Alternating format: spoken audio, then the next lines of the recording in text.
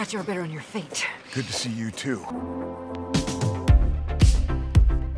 Hey, welcome back, ScreenCrush. I'm Ryan Airy, and these are all of the Easter eggs, references, and little things you might have missed in The Walking Dead: Dead City, a spin-off sequel series to the former cable juggernaut The Walking Dead, starring the unlikely duo of Lauren Cohan's Maggie Rhee and Jeffrey Dean Morgan's Negan. Together, they're embarking on a journey to New York City to rescue Maggie's son Herschel, named after her late father. So, just before we get started, here's a quick refresher on the relationship between Maggie and Negan and why they're now working together. We also covered a lot of this in our Walking Dead recap. Check that out if you have time. So, in Season 7 of The Walking Dead, we saw Negan beat Maggie's husband Glenn to death with a baseball bat named Lucille. Negan was the leader of a group called the Saviors. They preyed on other communities in the zombie apocalypse, forcing groups to provide offerings for them on a monthly basis in exchange for protection.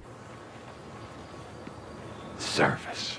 As long as the group complies, Negan won't beat any of their heads in with Lucille. Maggie's group first met Negan when they took on a job from another surviving group called Hilltop. Hilltop asked Maggie's group to take out Negan, and in exchange, they'll engage in trade with the group. Now, it's worth mentioning that at the time, Maggie is pregnant with Herschel, and she's very sick, and it's actually Rick Grimes, Glenn Darrow, and the other Walking Dead alums who attack one of Negan's satellite posts. Little do they know that there are far more Savior posts, including a giant building where Negan lives. Negan and the Saviors capture Maggie and her group and punish them for their transgressions, and Glenn is one of the unfortunate casualties. Fast forward a few seasons and we've seen Maggie's group go to war with Negan and ultimately win. Rick spares Negan's life and locks him away for years. Maggie does not take that well and refuses to accept that Negan is allowed to still be breathing. As the years go by, we learn a lot about Negan's character and what made him the monster with the barbed wire bat. We're also forced to realize that Maggie, Glenn, Rick, and the other members of our group of good guys aren't exactly saints. Negan's charisma, his love for Rick's son Carl and his daughter Judith, and the time served in the Alexandria prison shows us that Negan isn't all bad. He plays a pivotal role in defeating a rival group known as the Whisperers, and that secures his freedom. We also see Negan save little Herschel's life and give a heartfelt and sincere apology to Maggie. I am so sorry. Okay, so with all that out of the way, let's break this baby down. Dead City takes place a few years after the series finale of The Walking Dead. We open with Maggie looking across the Hudson River in Manhattan. We can see skyscrapers overgrown with greenery, very similar to what we've seen in The Last of Us. When Maggie is attacked by a walker, she takes it down easily and then proceeds to beat the heck out of it even after it's dead. If you like pina coladas. This is nothing new to the Walking Dead universe. We have seen survivors use walkers as punching bags for fits of rage many times throughout the years. In the opening credits, we get to see a brief look at how the zombie outbreak went down in the biggest city in the world. We see tanks rolling through, and this isn't the first time we've seen tanks in The Walking Dead. Way back in Season 1 of the original series, we saw Rick Grimes get trapped in a tank in the middle of downtown Atlanta. A tank he was eventually rescued from by Maggie's future husband, Glenn Rhee. Cozy in there? We later saw a tank in Season 4 when the villain the Governor returned and attempted to take over the prison. It's in this same episode that we see Maggie's father Herschel get decapitated by the Governor.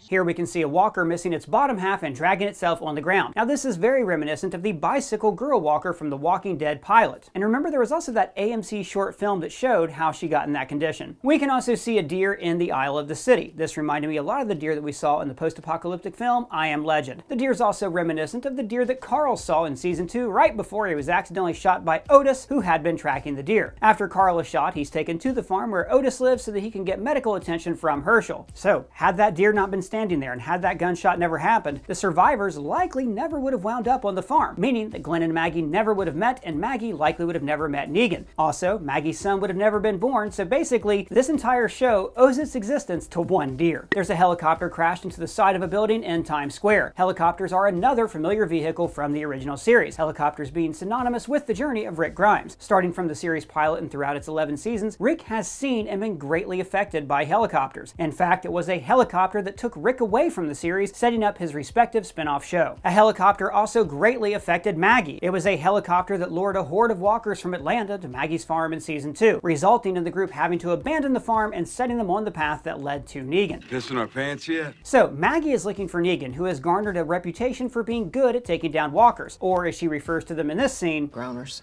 Now, it's not clear why in this scene, and this scene only, we hear Maggie refer to them as groaners instead of walkers. Throughout the years, we've heard the dead referred to as several names: rotters, biters, roamers, zombies. Actually, no, they've never actually said zombies in this series. But hey, maybe one day.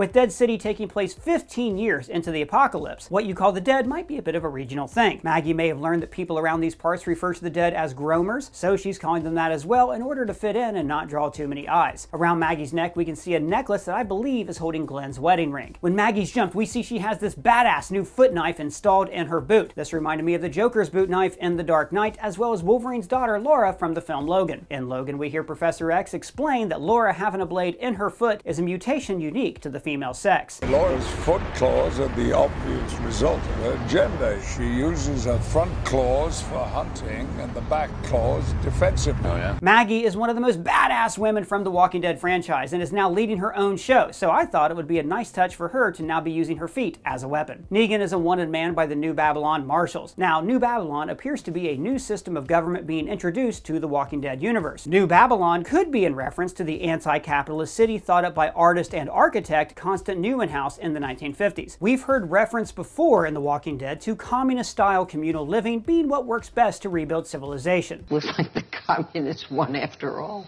New Babylon could also be a reference to the Neo-Babylonian Empire, which is also called the Second Babylonian Empire. So it could be called New Babylon because this is the second attempt at mass governance on what was once the United States soil following the fall of civilization when the breakout began. On Negan's wanted poster, we see a warning that he can be very charismatic. Maggie asks about Negan's wife and kid. In the final season of The Walking Dead, we meet Negan's new wife Annie, and we learn that she's pregnant. 12 weeks, give or take. Negan doesn't respond and just looks away. I think this likely means Dead! They're all dead! Maggie reveals that her community was raided by a group led by a man called the Croat, and that he took her son Herschel hostage, and that he uses Negan's infamous whistle. Do you know what he did?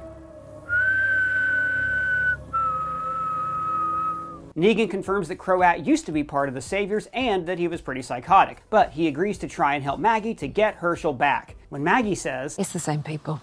Same setup, just had to relocate. After you helped burn it down, if you recall that. this is in reference to when Negan was infiltrating a group called the Whisperers to actually help the survivors and defeat the Whisperers' leader, Alpha. But in the process, Negan had to gain the Whisperers' trust and participate in the burning of Hilltop. Here we can see walkers hanging. They hang zombies? Well, no, they were humans when they were hanged, but since everyone is infected, they came back as zombies after they died. We're all infected. And this reminded me of when Maggie hanged Gregory, Hilltop's former leader, for attempting to have her assassinated. I'm not ashamed. When the marshals of New Babylon arrive at the bar looking for Negan, we hear them mention, Story goes he once lined up a group of unarmed folks and he bashed in a man's head with a baseball bat. This is, of course, referencing when we first met his character in the original series. Glenn was one of the men that he beat to death, and Maggie was the pregnant wife. Maggie is still, to this day, understandably traumatized by those events, and is still having nightmares about that very night. Hurt! The marshals mention that Negan is currently wanted for the cold-blooded murder of the magistrate. The reason it's crucial we find this man is because he's murdered a magistrate in cold blood.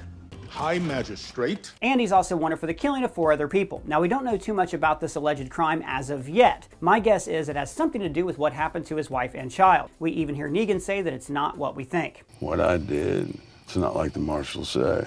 Here we can see an RV that looks a lot like Dale's from the first 2 seasons of the original series. In the ocean water, we can see floating walkers that are all bloated up, similar to the one from the well back on the farm in season 2. That's the walker that almost killed Glenn. I don't think all these references are an accident. I think this is a way of reminding people that, hey, The Walking Dead is kind of going back to its roots. We're starting again with a new series. Behind Maggie, we can see the blown up Brooklyn Bridge. Like the marshal said, military destroyed all the bridges and tunnels hoping to contain it.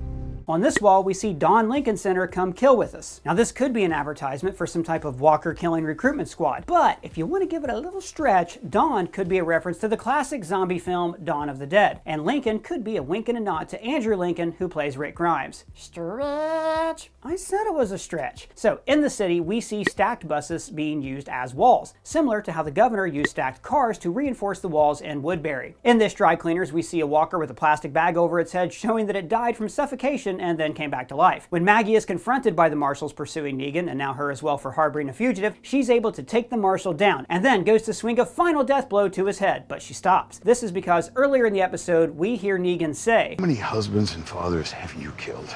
the marshal had mentioned to Maggie that he has a wife and 3 daughters. Got a wife and 3 daughters. The the same number of daughters that Maggie's father Herschel had. So she starts to see a bit of her father in this man. Maggie doesn't deliver the final blow because she wants to prove that Negan is wrong and that she's better than him. Not only does she want to prove that fact to Negan, but she wants to prove it to herself. Now, when we finally see Herschel Jr., he's tied to a chair, just like his old man was back in season 3 when being tortured for information by Merle and the governor. And like his father, Herschel is about to be tortured for information. This is also when we see that the Croat's ear has been seemingly melted off by Negan using his infamous iron, a form of punishment he'd used back when he was running things at the sanctuary. If the sheer trauma of the scorching hot iron to your face doesn't kill you, you were left with a nasty scar to forever remind you not to cross Negan. So we can assume that once the Croat and Negan meet again, it won't be pretty. So, those are all the Easter eggs that we found in the premiere episode of Walking Dead: Dead City. Is there anything we missed? Do you have any questions? Let me know in the comments below or at me on Twitter. And if it's your first time here, please subscribe, smash that bell for alerts. For ScreenCrush,